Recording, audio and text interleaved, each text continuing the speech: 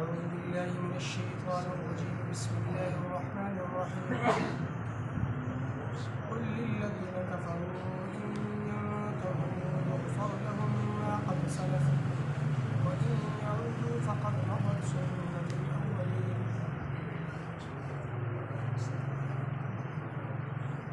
في آية مباركة توبې د قبولیت اعلان ذکر کیږي او د توبې طرف ته رغبت ذکر کیږي، ترغیب د توبې ذکر دی چې څومره ګناهګار وي څومره هم نافرمان وي خدای دا ګناهونه پرېږدي نافرمانیان پرېږدي او د الله طرف ته متوجه شو او الله رب العزت به یې وغوښتله الله تبارک وتعالی د توبه قبول کړي او ده ته به تېرې شوي نافرمانیانې تېر شوي ګناهونه معاف کړي. حدیث کې راځي د توبهګار متعلق التائب من الذنب كمن لا ذنب له. ګناه نه توبه وکړونکی داسې دی لکه ته چې سره د ګناه نه کړی. دوه قسمه ګناهونه دي چې انسان خپل په زندګۍ کې هغه ګناهونه کوي. یو واړه ګناهونه دي چې هغې ته صغیره ګناهونه ویل کېږي، یو لوی ګناهونه دي چې هغې ته کبیره ګناهونه ویل کېږي. وړو ګناهونو دپاره دا قانون دی چې نیکو اعمالو سره هغه ختمېږي. ان الحسنات یذهبن السیئات، نیکیانې کوي نو واړه ګناهونه یې ختمېږي، لکه لمونځ یې وکړو، روژه یې ونیسله، اودس یې وکړو، زکات یې ادا کړو، دا اعمال صالحه واړه ګناهونه ختموي. دویم قسم ګناهونه چې هغه لوی ګناهونه دي کبیرات، د هغې دپاره توبه شرط دی چې یو سړی توبه وباسي، توبې سره الله رب العزت هغه ګناهونه ته معاف کړي. دا هم الله تبارک وتعالی خوښه ده چې توبې سره ده ته د ده ګناه معاف کړي او که نه معاف کړي. او کله کله بغیر د توبې نه هم الله رب العزت انسان ته ګناه معاف کړي. ته د سر نه توبه ونه باسي او الله رب العزت په ده باندې رحم او کرم وکړي، ګناه ورته معاف کړي. کله کله انسان توبه وباسي او د ده دا توبه د قبولیت نه وي، دا په داسې معنو کې نه وي چې کوم معنو کې توبه قبلېږي، نو دا توبه هم قبول نه شي او دې محروم پاتې شي. خو عام طور سره انسان چې کله د ګناه نه نافرمانۍ نه توبه وباسي نو د ده توبه قابل قبول ده، الله رب العزت د ده توبه قبلوي. تر دې چې یو کافر توبه وباسي نو د کافر توبه هم قابل قبول ده. مشرک توبه وکړله، شرک یې پرېښود، د ده توبه هم قابل قبول ده. فاسق فاجر توبه وکړله، د ده توبه هم قابل قبول ده، الله رب العزت توبه قبلوي. حدیث کې راځي الاسلام یهجر ما کان قبله والهجرة تهجر ما کان قبلها. اسلام هغه ګناهونه ختموي چې کوم د اسلام نه مخکې انسان کوي، لکه د کفر په حالت کې، د شرک په حالت کې.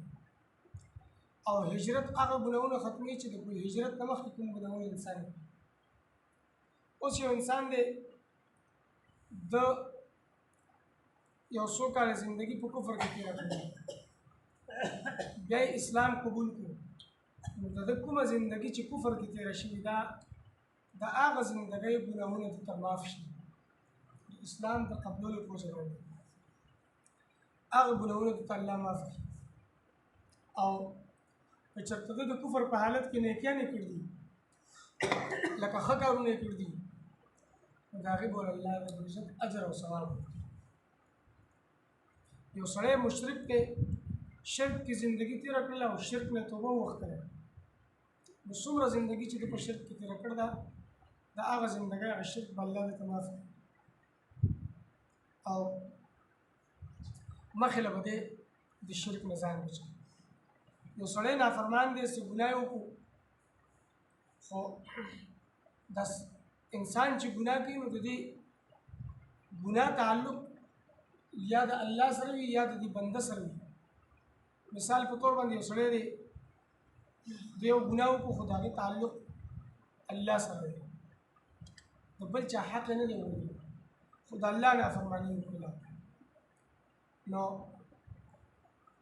د الله نافرماني خو الله رب العزت توبې سره معاف کوي خو چې د بل چا حق و د الله نافرماني مو وکړله او پر دې حق یې مو لکه غلا یې وکړله د بل چا نه د چا مال یې غصب کړو د چا څیز یې واخیستو نو یا چا باندې ظلم زیاتې وکړو دی به الله رب العزت هغه وخته پورې نه معاف کوي چې څوک ورته مظلوم معاف کړی دی دا مظلوم به دی معاف کوي نو بیا به الله معاف کوي. یو سړی په بل باندې ظلم کوي او بیا دی وایي توبه توبه نو دا توبه ناقابلې قبول ده ځکه چې دې کې د پردی حق دی او د هغه حقدار هغه حق چې هغه ته نه دی ورکړی شوی یا د هغه د طرف نه معافي نه ده شوې نو الله رب العزت نه معافي. توبې دپاره درې شرایط علما ذکر کوي هغې کې یو شرط دا دی چې ګناه به پرېږدي کوم ګناه کوي دا ګناه به پرېږدي. دویم شرط دا دی خپل په دې ګناه باندې نه دی نادم وي پښیمانه به وي او دریم شرط دا دی چې آینده کې د ګناه نه کولو عزم به کوي پخه اراده به کوي. دې سره سره که ده باندې د الله څه حقوق دي لکه مونځونه پاتې دي روژې پاتې دي زکاتونه پاتې دي دا به ادا کوي د دې قضا به کوي. توبې سره قضاګانې نه معاف کېږي د قضاګانو هغه ګناه به معاف شي قضاګانې نه معاف کېږي. او دې سره سره که ده باندې د چا حق وي چا سره زیاتې کړ دی نو هغه نه به معافي وغواړي چې هغه یې معاف کړي او یا به د هغه حق ادا کړي هغه له پور چې کله دا شرایط وجود ته راغلل نو دا توبهګار بیا داسې دی لکه ده چې سر دا ګناه کړی وي د ګناه نه الله رب العزت دی داسې پاک کړي. قل للذین کفروا ان ینتهوا یغفر لهم ما قد سلف.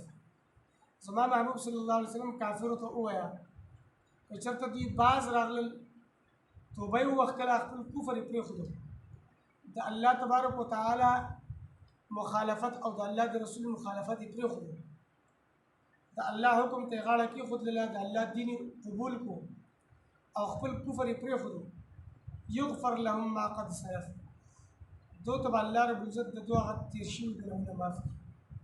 دو چې د کفر په حالت کې څومره ګناهونه مو کړ دي الله رب العزت ورته هغه ټول ګناهونه معاف کړي. دی به د ګناهونو نه الله تبارک وتعالی پاک کړي. وان یعودو او که چېرته دی واپس کېږي کفر ته اسلام نه قبلي یا اسلام یو سړی قبول کړي واپس مرتد شو بیا د الله مخالفت کوي او د الله د رسول مخالفت کوي فقط مضت سنت الاولین تحقیق سره د مخکینو هغه طریقه تېره شوې ده. مخکې چې کومو قومونو نه ومنلې او هغه په کفر باندې کلک و مضبوط و الله او د الله رسول سره دښمني کوله نو هغو سره چې الله رب العزت څه کړي دي د هغو چې څه انجام دی دغه انجام به بیا د دوی دا به بچ نه شي خو هغو سره چې الله رب العزت څه کړي دي هغه به دوی سره وکړي.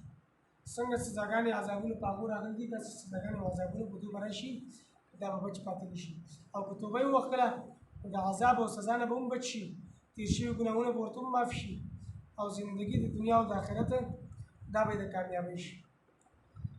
قل اوه زما محبوب صلی الله علیه وسلم للذین هغه کسانو ته کفرو چې کافران دي ان ینتهوا که چېرته دوی باز راغلل منع شول د کفر او د شرک نه یغفر لهم ما قد سلف نو او به بخلی شي دوی ته هغه چې مخکې تیر شوي دي لکه د کفر په حالت کې چې څه کړي دي هغه به ورته وبخلی شي. وان یعودوا او که چېرته دوی واپس شي کفر او شرک ته فقد مضت تحقیق سره تېره شوې ده سنت الاولین طریقه د مخکینو هغه مخکینو طریقه قانون تېر شوی